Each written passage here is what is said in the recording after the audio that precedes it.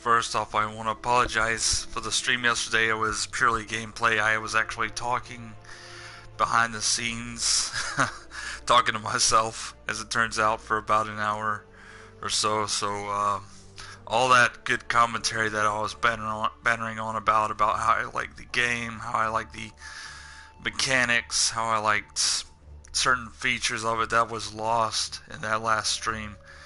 And I apologize for that. Like, it was my intention to have the audio set up where it would catch the commentary and stuff, but like I had initiated my PS4 thinking that that was the problem keeping this game from running. Turns out though I was right about the game. Like, it was the game that was keeping itself from running. It wasn't a PlayStation 4 console problem. But anyways, I will rehash what I was talking about, go over things that I was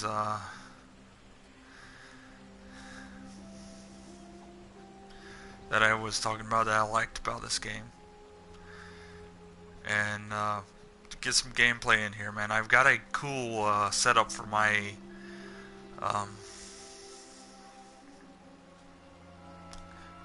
shadow here.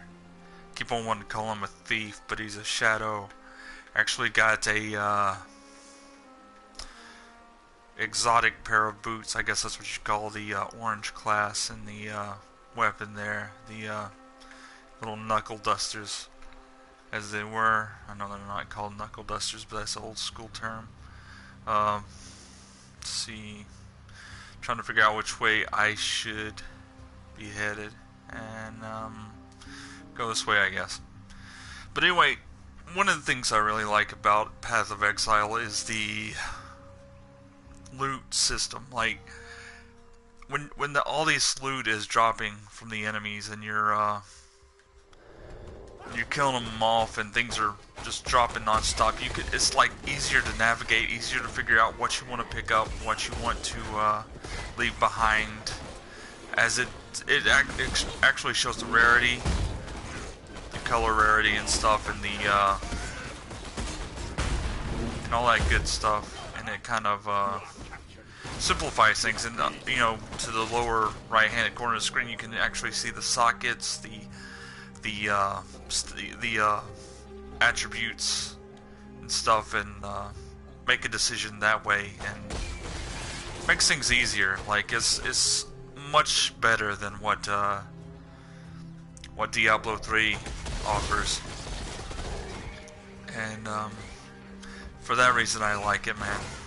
I like the loot system, I really do.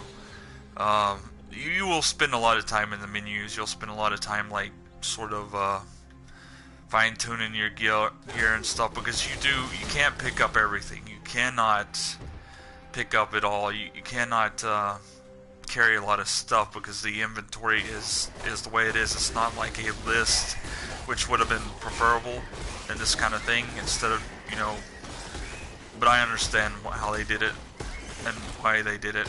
It's just like, I think it would have been maybe simpler had they done some kind of like old school Final Fantasy VII type list, where you could, you know, scroll through it, equip it, or whatever, instead of limiting it to you know, Resident Evil type grid system, or whatever you want to call it, you know. Menus, I mean, the game when you first start is like is deeply involved. Like, learning everything, the sockets, how it works with the gems and all that stuff, and how it works with the stats and the attributes and all that good stuff. It takes some time getting used to, but once you get a hang of it, and once you know what to look for, and once you know what kind of skill tree, what kind of character you want to build according to the skill tree, it kind of just clicks. It kind of becomes smooth, and you don't spend so much time just looking like at all these different drops, you know, worrying about, do I need this or that. You know exactly what you're looking for. You know what gear you need, what gems you need for your setup, what weapons you'll need to complement the setup and stuff, and things like that. Now the character class, I really like the character classes and how they can use all the weapons, like if you want them to, or how they can be built to carry similar weapons and play in similar ways as the other classes, but still be unique. I like that aspect of the game. I like how it gives you a lot of options to make your character your own. I think it does well in offering a variety of ways to play. I think that there's a play style for everybody, a character class for everybody, and that's crucial in this type of experience. And I see topaz ring, don't really need that, but I think it does well in that regard. I think had they have made the character class where you could actually choose female and male versions of each class, it would have been a little more preferable. I mean, it would have been better, male and female class of each class, instead of just giving just one choice. I think that could be patched out and added to it if they wanted to, sort of like what Diablo does with the male and females of their character classes. Gives you a little variety, in case you wanted to have like a female shadow character or whatever, and then just gives you that option.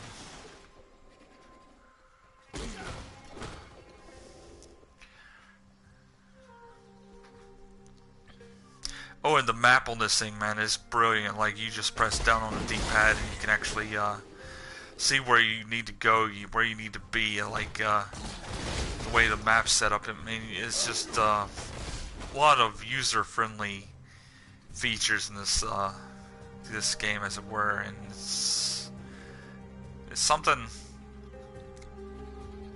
It's obvious they've learned from games like Diablo on how to manage the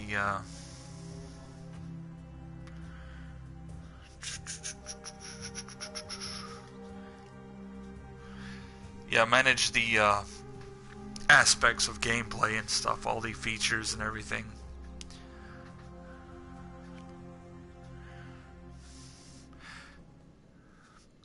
And I think they handled the story elements pretty good too. There's a lot of cool voice actors and actresses they've added in for the textual details, the story elements. Really adds depth to what you're doing and the main playthrough of the game. And there are really some cool boss battles. And another thing I liked that I was talking about the other day was the fact that it has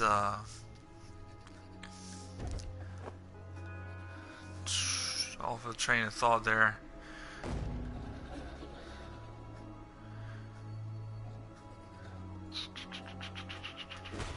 Lost my train of thought. Was thinking about stuff, and then I lost my train of thought. But anyways, oh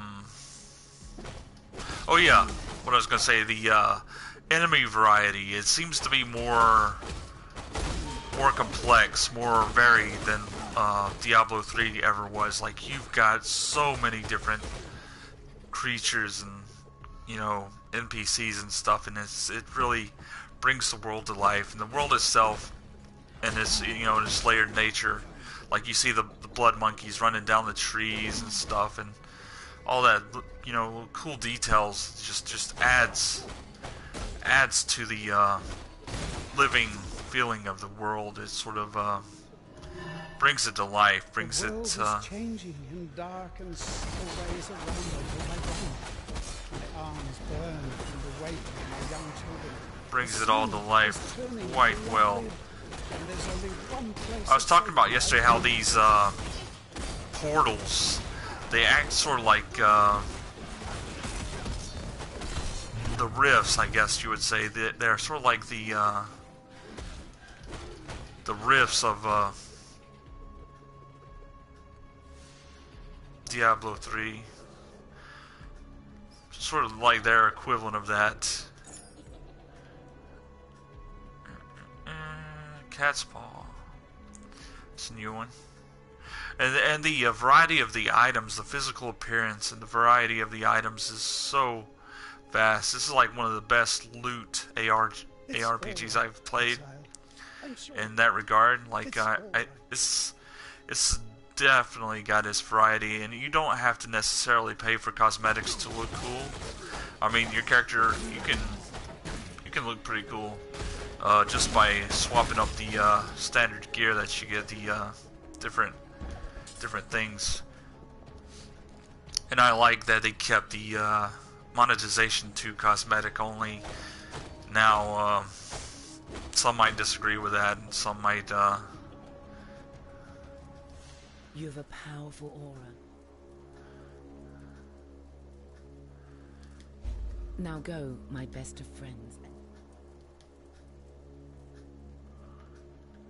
Okay, so abandoned travel to the broken bridge of the wetlands. So you got optional quests. See, that's the new thing to me too, right there. That's there's a lot of different varied gameplay elements. There's different things to do in this game. They're, you know, sort of innovative and creative at the same time. Has different things to do, like optional side quests. I discovered the menagerie and the bestiary the other day, which was pretty cool. Doing hunts for one of the NPCs. That was a pretty cool feature I discovered. I was bantering on about my silent stream, as it were. Wish you could have heard all that, but like, yeah, I was definitely we, the Court of Reckoning, find you definitely excited to stumble upon that and see something new. God. Perversion of God's creation, promotion of heretical beliefs, unlawful enslavement of eternal citizens. Now this setup I've got here, this shadow, I mean, it is like most severe crimes, I do sentence the mana replenish your gem thing. I'll tell you what it's called. But basically, it keeps my mana level like constantly refilled. Sweep away the dust of her deeds from our firmament. High Templar Vol, commander of the army of purity. Clarity. I can't even remember. But anyways, we go to the skill tree. Skill tree is like I said, you can play any way you want. You can have your character built any way you desire. You know, it's just not set in just one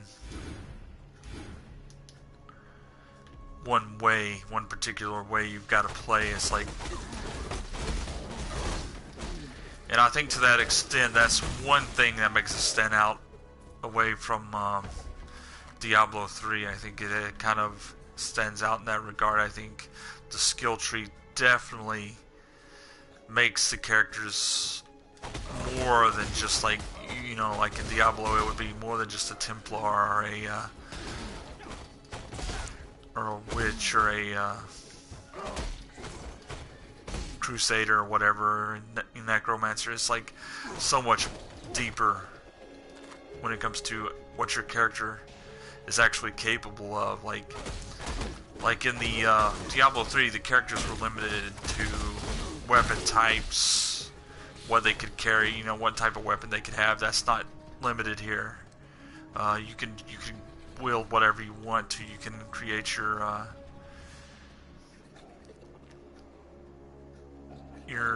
characters any way you want. Like, see, I could be an archer with a shadow, or I could do the dual wield like I have here, or I could, you know, you gear them up to have strength and wield like two-handed, you know, mauls or whatever, and do stuff like that. It's varied. It's like not limited. Now the skill trees are unique.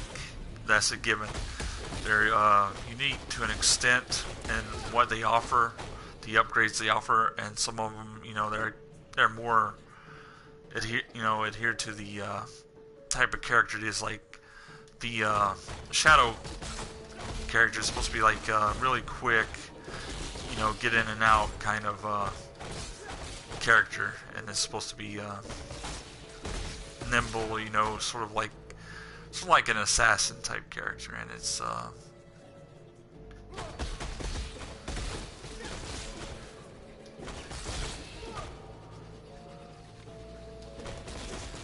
and you can definitely play him that way. You can definitely do that, and as you can see, like I've got minions set to him, like the Wraith gym, and it's joined with the Phantom Throw, I think gem is what it's called, the Phantom Throw thing.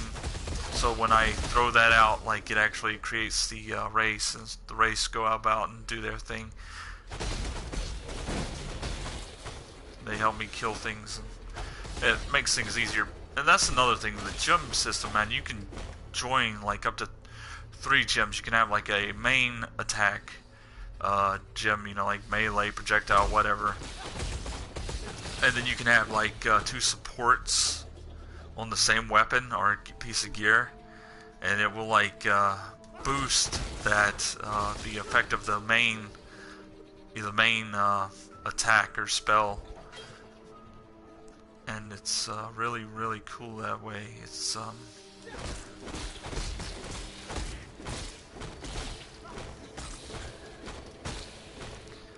but I am really loving this game. I'm enjoying every moment. There's not been a dull moment yet. There's when the game first started, it was smooth. Like, and that's another thing I wanted to talk about, the net code, the server play. It was really smooth, like it is right now. But lately, I think they patched it out with the latest patch. But I think it was getting some server stress, and there was some rubber banding, and there was some lag, or you know, screen glitching and stuff, and it kind of broke the immersion. But I think they sorted that out, because it seems like it's really smooth right now. Either the kids are at school not playing it and it's not a stress, I don't know which. But you know, I was really surprised, you know, when it first came out, how smooth the gameplay actually was for a game this visually detailed, visually active, like the mobs and everything, and just how it handled it well. Like, this game is like, it's just definitely superior. You notice that gear is superior. It's superior graphics to what Diablo 3 is. It's a step up from that. Definitely a step up. And I'm playing this on like a Slim, PS4 Slim. I don't have the Pro because I don't have a 4K television, and I'm not gonna probably upgrade to that for a while until it becomes affordable for me to do so. But like, it looks good even on the Slim, man. It looks really polished, really lively, I guess you would say.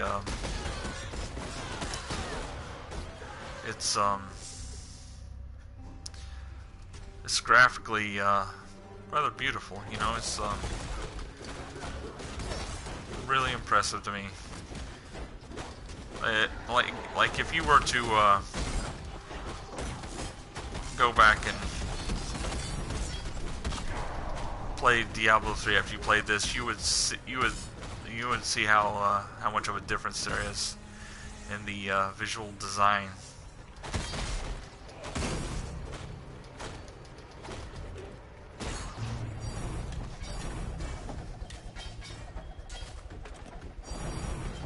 Look at all that loot, though, man. That's see, but like, you know, it's tempting to pick up all of that, but like, you really don't have to. You just pick and choose what you want to pick up, because there's no way you can carry all of that stuff. The way it takes up the grid and the thing. You're not going to be able to handle all of that stuff, and it's sad. I mean, like, they could have done something different, I'm pretty sure. Maybe made it a list type things, you know, and instead of make it like a graphics like display, you know, with little sockets beside the name listing or whatever. They could have done that. I think there's definitely different ways around it, but let's see, baskets.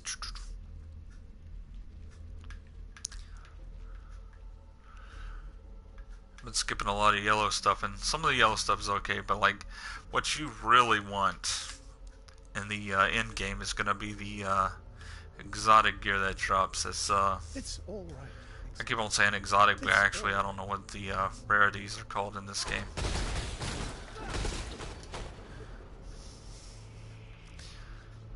But man, look at the amount of loot. Like, compared to Diablo, that's another thing. The loot is like crazy. It's like when you hit one of those big boss type enemies and you kill it, like, it drops all sorts of goodies for you to collect and sift through. And currency items are usually fairly generous. They're not overly as generous as the actual weapons and stuff, but they are generous in their own right. I mean, that's another thing. I think they could improve upon what the shop vendors offer, because they only offer like specials and the blue gear and the standard gear. And if they offered like maybe the exotics or something, they could, you know, do something better with that maybe. And I think that could be improved a little bit, because it leaves no incentive into, you know, just spending that currency, that in-game currency, on stuff that you could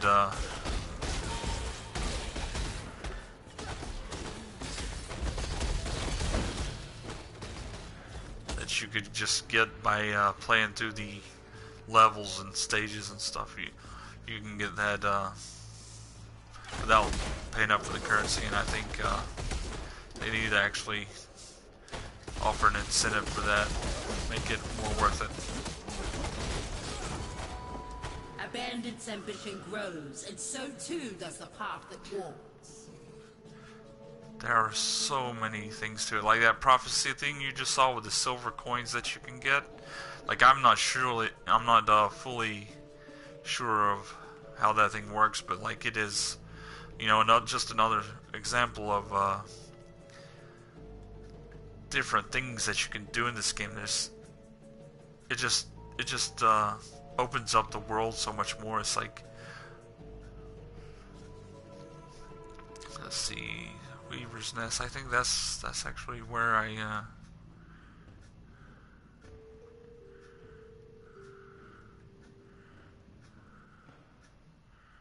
don't even know. No, I actually I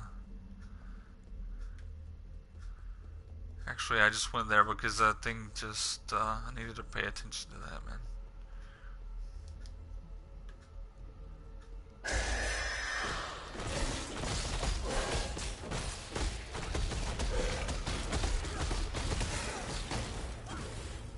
It's like a boss battle, I guess.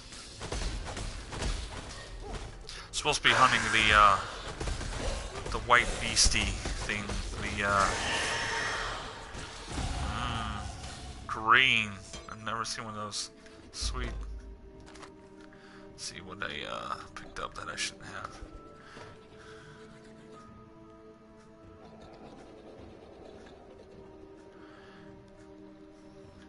Yeah.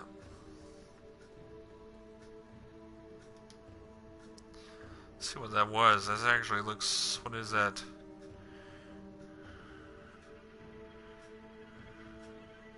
I don't even know. That's like a special item or whatever that is.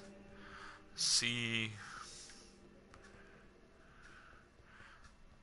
Go back and make sure I didn't miss an entry point into that thing. Miss something. Because it looks like a dead end to me. It looks like a dead end. Yes, it is a dead end.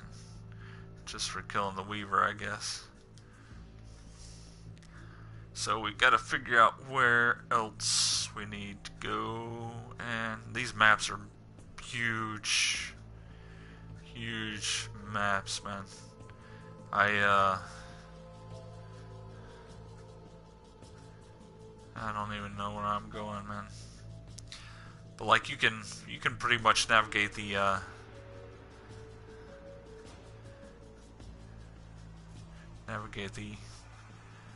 map without once you clear the enemies out, you don't have to worry about the anything else really. Just gotta keep it together. I think this is the entrance point, Western Forest. I want to know how to get to actually got a passive point here. Things.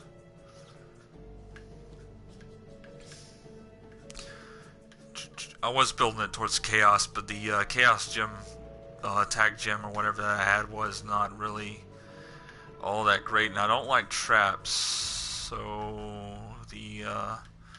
I don't play that style. You can actually lay sort of like the hunter class in Diablo 3, like put traps down that slow things down or damage things over time or something, or turn them towards like doing like fighting for you or whatever, sort of do that. But like that's not what I wanted to do. There's chaos resistance.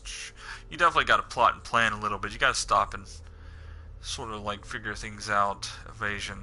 Let's see. Increase evasion. No. Or I'm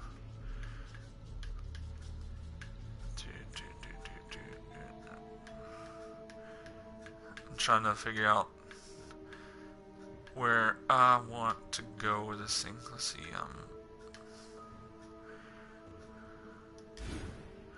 I'll just complete this for now and be done with it.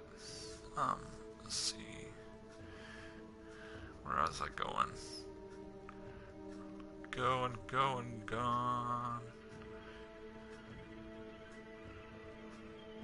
See, there's like a it's like a secret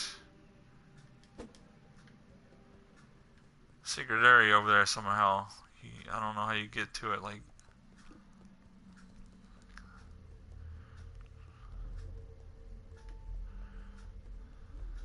it looks like it connects through the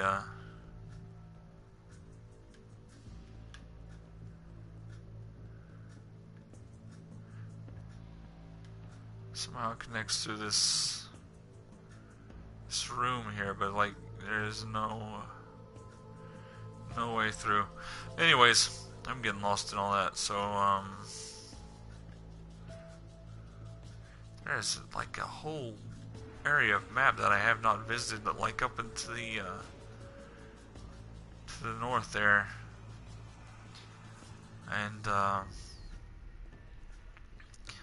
gonna have to go back out. I think I'm gonna have to probably access it through the Western Forest, where sort of it's probably linked some way like that. But anyways, love this game. I am hooked. I am absolutely 100% hooked. Like,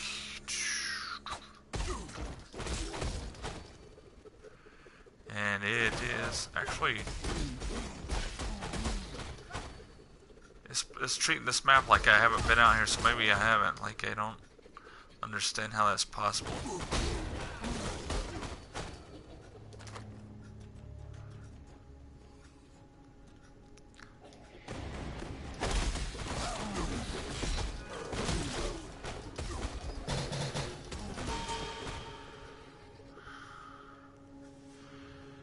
Oh, that dropped all kinds of currencies. Sweet. We like that stuff.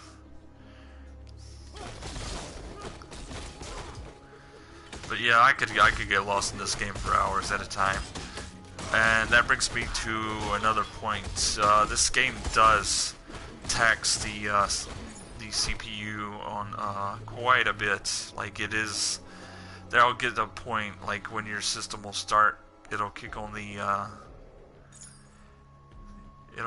fan on your PS4, because it's like I said, the amount of action that, you know, that's going on the screen, the mobs, the weapons, all that stuff, it kind of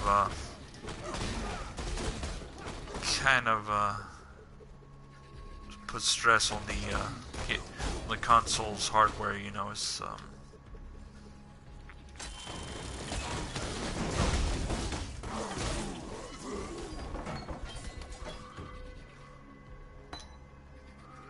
Phonash. Phonash. Let's see.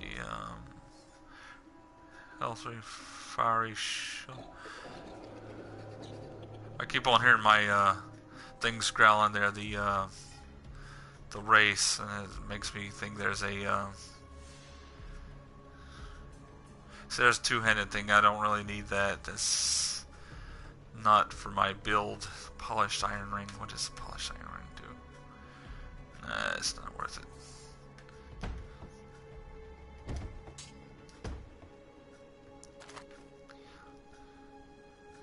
But yeah, it will put stress on your thing if you play for too long. So don't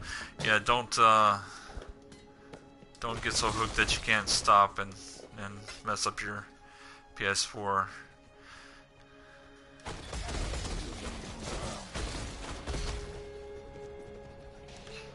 Do not want to do that, man. Sledgehammer Games, look at that. Oh, that brings me. I was watching the enemies' names, and they actually made reference to Slender Man. There was a enemy called Slendermoan, and it was in the game. I thought that was funny. It reminded me of the Zool character in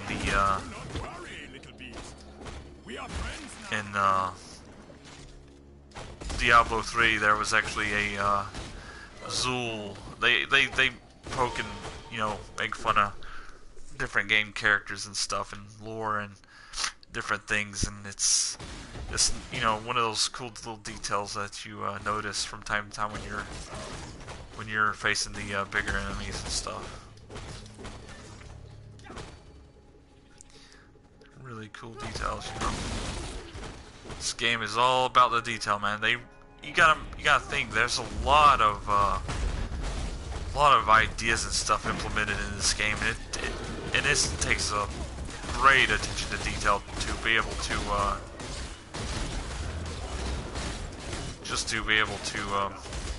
manage it all, just to make it coherent, like a fluid experience. And I think they did a good job. I think they really did a good job with what they created. I don't know how long it's been in development or anything, but I know it's been out on the Xbox One for quite a while, and I did pick it up. I didn't really play it, so I didn't know how good it was. Like, I just picked it up. Something about the Xbox One bothers me, I'll be honest. The whole, I guess, the dashboard system, it was so annoyingly complicated on the Xbox One that it just bothered me. Then there's the streaming thing that is so complicated. You just to be able to stream, you've got to jump through hoops, and that's why I don't play my Xbox One. I have one. I just don't play it. Like, it's I'm not knocking the gameplay or anything, or you know, if you like that console, that's fine. I just couldn't. It just annoyed me to a point that I couldn't enjoy it. I mean, they should have streamlined it more. They should have, you know, simplified the menu systems. And I think that's that's a key point where the PlayStation 4 sort of outdid the competition. They streamlined the menu systems. I mean, it's not perfect. You do have your jumping through hoops moments, but I think they sort of won in that respect. I mean, I think to be honest, I think Xbox was going more for the media box, like how they did it, like, and it shows, you know, pretty much how they've done the games as a streaming service type deal. The same thing sort of PlayStation has tried to jump on with the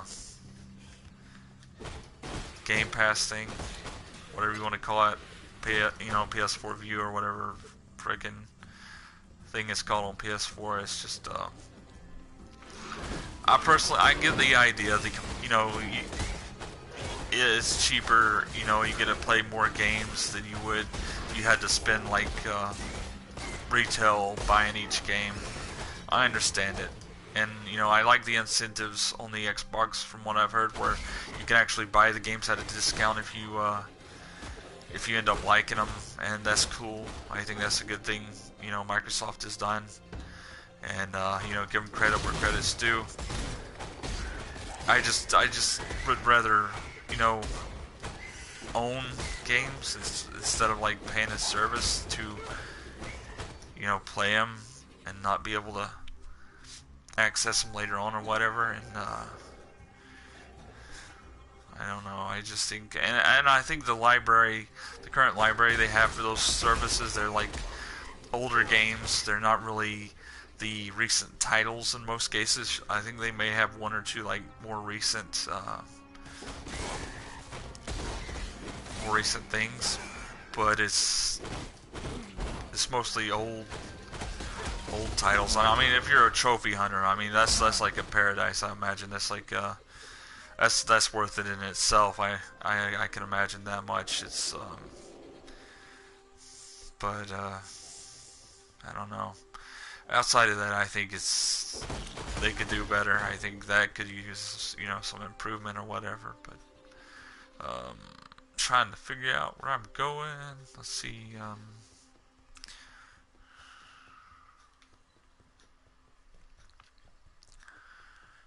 But that's you know, another topic all itself. You know, this is supposed to be about Path of Exile and what I think about it. But I pretty much said what I've thought about, you know, the game. I think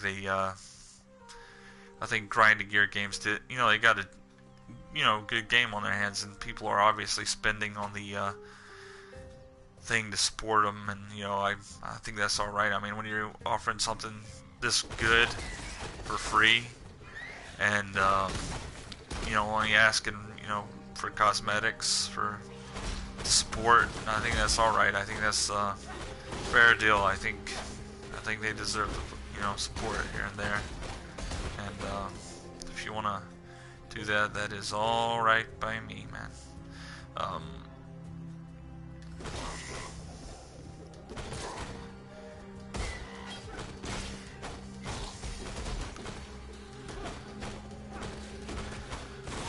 And like I said, I mean, they're even fair where your cosmetics, like, you can still, your look changes as you equip your equipment, so you're not left just being this plain Jane sort of character or anything. So they're fair. They're very fair with what they offer, and I think they did all right. I think they did all right by the player, you know, I think the gamer or whatever.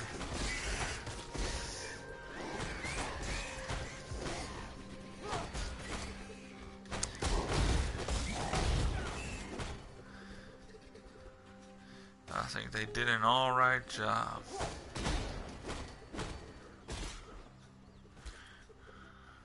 I am wandering aimlessly. As you can see in the top right hand side of the screen where all my quests are adding up, I just keep on getting more and more quests I haven't completed. The ones like I haven't been paying attention to, like what I'm supposed to be doing. Like it says the forest, I've been all through the forest and I'm still going. And you know, obviously there's objectives I need to meet if I want to actually make progress in the game or whatever, and you do have to pay attention to that. But I don't know. I guess I'm not so fussed about it right now. I'm just having fun talking to you guys. I'm gonna upload this to YouTube. Let y'all watch it because nobody showed up here. Everybody's working. Everybody's living their 9 to 5. You know, doing their jobs, getting stuff done, and I respect that. I do respect that, man. If I could get one, I would do a job. But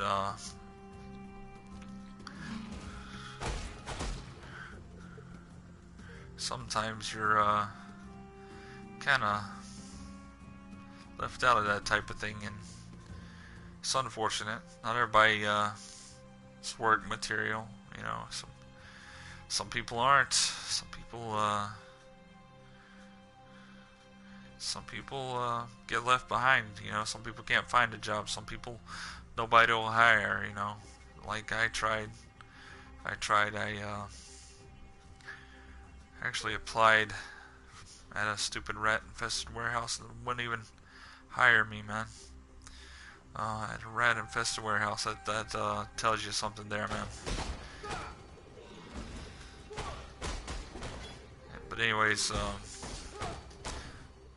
that's a whole nother story for a whole nother time, you know. No other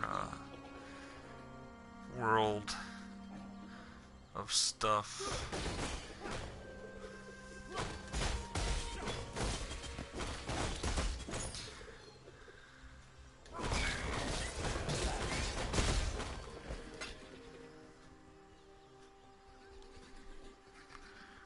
Let's see, where am I at?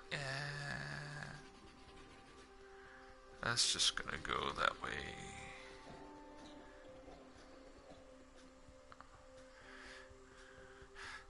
I have a bad habit ever since I played Castlevania Symphony of the Night, where you had to 10% complete the map, which would require you like jumping into the ceiling in one area.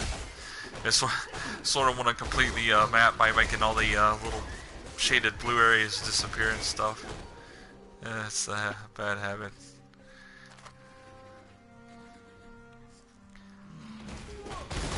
Blood monkeys. I think those are koalas or something. We're in the jungle area right here, man.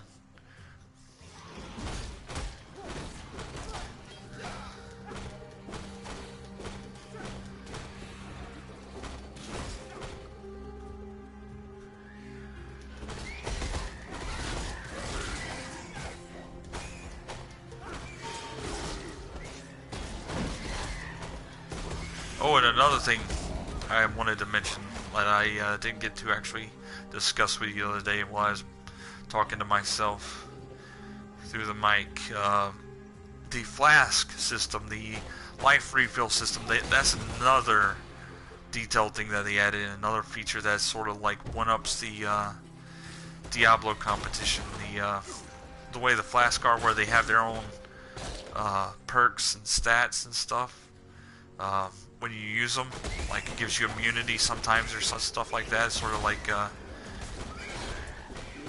look at those monkeys climbing down the trees. I like that. That is so cool. Reminds me of that movie 28 Weeks Later or whatever, 28 Days Later, where the monkeys got the disease that turned the people into zombies. Love that movie, actually.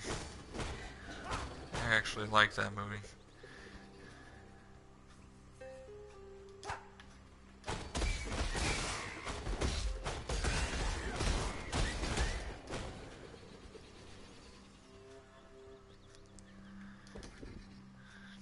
I watched Pet Sematary 2 the other day. Last night. I didn't even know that thing existed. I didn't even know it existed, to be honest. Like, it was a 1992 movie, featured that kid who played John Connor in the Terminator 2 movie. He was the main cast member or whatever. He was the main character in the story, the boy, his mother had died, and she was like this film actress, and they moved to that place across from the Creed estate where the pet cemetery was, and he eventually he ends up resurrecting a cop, a dog. There's a boy that gets resurrected, and then his mother gets resurrected at the end. And I want to say it had a sort of comical nature about it, sort of like a American Werewolf in Paris type thing. But it was not so comical. It was a little bit creepy. It was not a bad film, but you could tell it was like a straight to TV type of production. It was not like the first film, which was big budget, more theatrical, more, getting itself in there, to be respected and acknowledged as a competent Stephen King film, but it was all right for what it was. It was interesting. I'll just say that much. It was interesting. If you plan on watching the remake of Pet Sematary, I'd say go check out Pet Sematary 2 afterwards, and give that a watch too. It's a follow-up. It is an actual follow-up. It has references to the original in it, so it was meant to be a sequel, and it didn't include really any of the original cast members. I think my mother said that the cop was actually from the first film, the actor who played the cop, but I don't know if his role was kept intact or not. But most of the main characters, there was mention of the girl that survived, that was put in a insane asylum, saying she's blabbering on about Pet Sematary and stuff. Didn't get to see her, that's a missed opportunity. Maybe if they go back and remake Pet Sematary 2, that would be cool too. If this one does well enough, if they improve upon that, like make the story better and sort of build upon it, or even redo it entirely, make it something different, like just build upon that kind of I'm trying to figure out where my dot is. But these maps are huge. These really do outscale the Diablo worlds, I think. The amount of land you've got to cover. Oh, and this is another cool thing. You can actually earn like special things by killing off these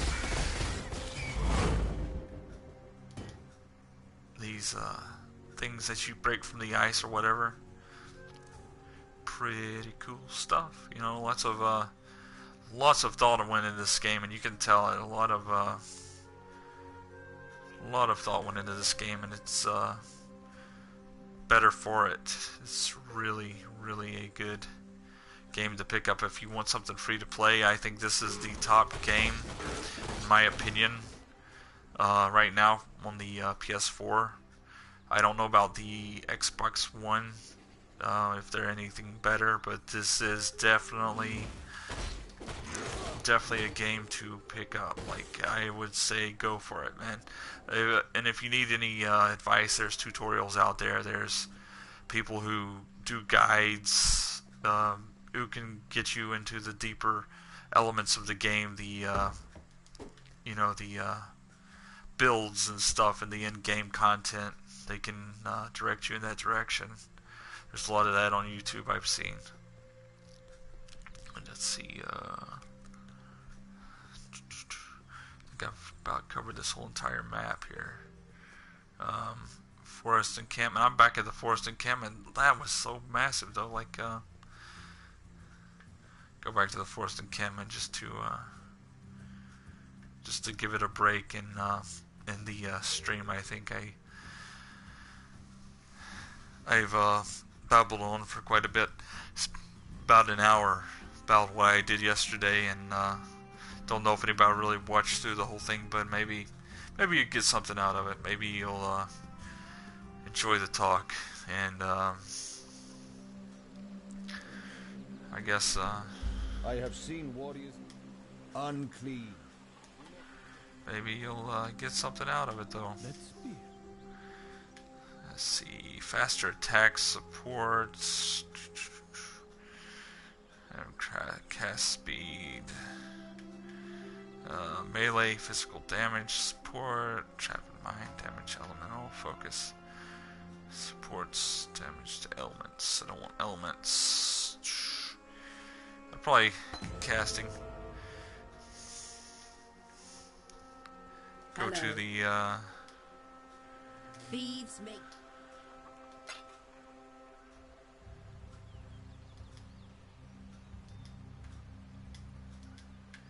go to the thing. I actually keep on conceal these things. I don't fully understand this, but this is like yeah,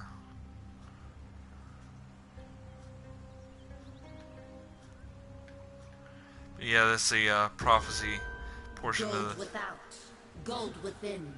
Blood comes in many colors, but the gilded always bleed gold. Yeah, there's a lot of things to do in this game. Like I said, it's just a lot of things to do. I don't even know what that is for. I don't even let's see, I don't even know why I wanted to pick that up. Pick that up by accident, I think. Faster casting support. Sockets. Put that in there. Let's see what else have I got. Ice Spear. Shards of ice in rapid succession after traveling short distance. It's not bad. Infernal Blow. Charge debuff to hit and uncharge debuff to fire damage. I'm not really running that kind of build, as it were. And don't really. That's the see Jade Amulets. Identify strength, increase cast speed. See what I got in my amulet here. No, I think I'll keep my rarity thing there for now.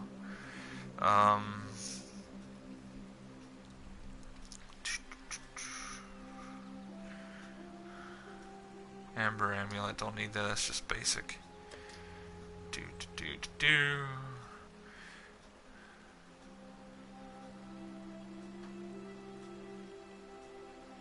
Yeah, I don't even know where that thing goes to.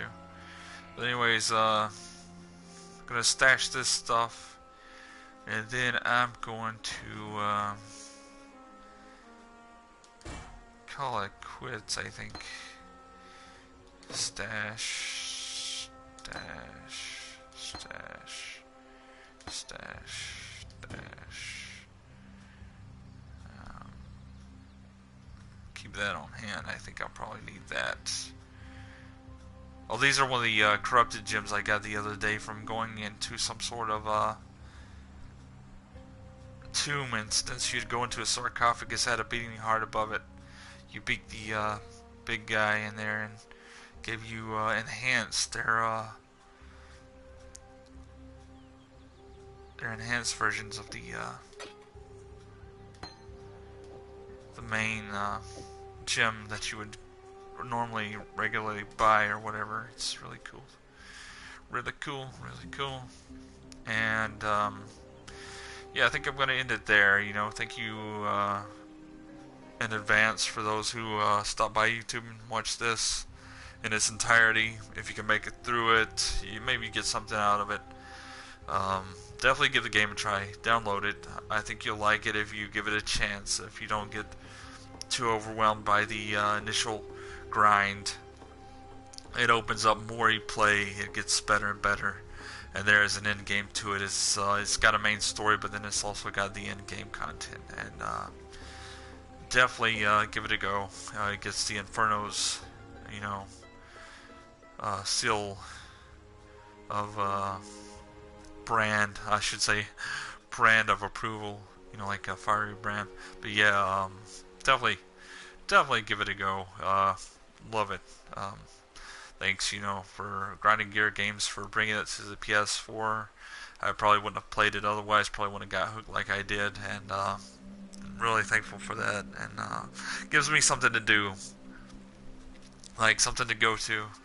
You know, like if my subscription ever runs out, maybe just grind this out, man, and spend time on this, and wouldn't be so bad. And enjoy your day, enjoy your week, and take care of yourselves. She'll talk at you later. Bye.